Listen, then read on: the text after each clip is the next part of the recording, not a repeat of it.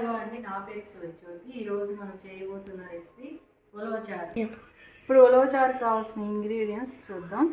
First ఈ 250 grams ఈ గ్లాస్తో ఉలవలు తీసుకుని 10 hours నానబెట్టుకోవాలి. నానబెట్టుకున్న తర్వాత ఒక గ్లాస్ ఉలవలకి 4 గ్లాస్ వాటర్ పోసి ఈ కుక్కర్లో 12 విజిల్స్ వచ్చే వరకు 12 విజిల్స్ రానివ్వాలి. కుక్కర్లో పెట్టి ఈ ఉలవల్ని 12 hours నానబెట్టాలి.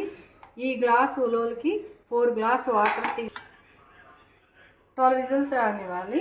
దీన్ని ఈ ఉలవచారులో వచ్చిన వాటర్ని ఇలా ఓ పక్క తీసుకుని ఈ గిన్నెలో పెట్టుకోవాలి.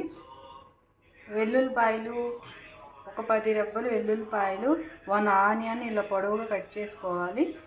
1 టమాటో, కొత్తిమీర, 2 పచ్చిమిరపకాయలు, కొంచెం చింతపండు నానబెట్టుకోవాలి.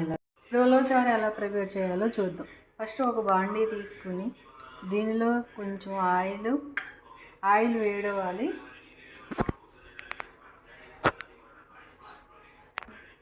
ఆయిల్ వేడైన తర్వాత 1/2 టేబుల్ స్పూన్ ఆవాలు, 1/2 టేబుల్ స్పూన్ జీలకర్ర, వెల్లుల్లిపాయలు, ఆనియన్స్, పచ్చిమిరపకాయలు, ఆనియన్స్ ఇలా మగ్గిన తర్వాత దీనిలో రుచి కొంచెం పసుపు దీనిలో ఇందాక కట్ చేసుకున్నాం కదా ఒక టమాటో, 1 టమాటో వేసి కొంచెం ఫ్రై చేయాలి. టమాటో వేసిన తర్వాత కొంచెం ఫ్రై చేయాలి.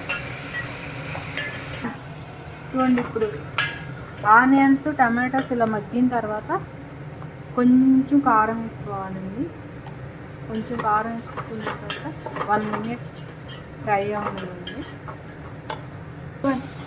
1 minute ఫ్రై అయిన తర్వాత ఇప్పుడు ఇందాక మనం ఉడికించి తీసుకున్న ఉలవచారు, ఈ ఉలవచారు దీనిలో పోతుంది.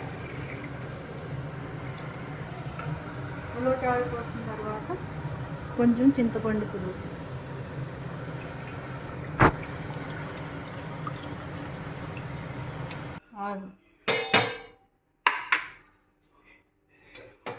ఇలా ఉలవచారు కూడా వేసిన తర్వాత ఇప్పుడు రుచికి సరిపడా ఉప్పు వేసుకోవాలి.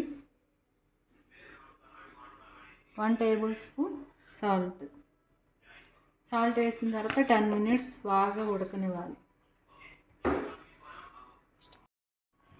చూడండి, ఇలా బాగా మరిగిన తర్వాత దీనిలో 1 టేబుల్ స్పూన్